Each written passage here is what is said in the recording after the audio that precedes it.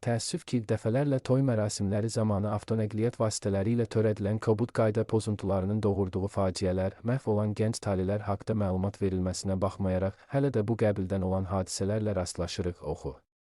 Az xəbər verir ki, bu barədə Baş Dövlət Yol Polisi İdarəsi (DİPİ) məlumat yayıb. DİPİ bir daha xəbərdarlıq edir ki, yeni ailə quran gənclərin sevincinə şərik olmaq niyyəti ilə toy karvanlarına qoşulan sürücülər digər hərəkət iştirakçılarına münasibətdə heç bir üstünlüyə malik olmadıqlarını unutmamalı, əksinə bir neçə nəqliyyat vasitəsinin ardıcıl hərəkəti zamanı şəraitin daha da mürəkkəbləşdiyini nəzərə almalı.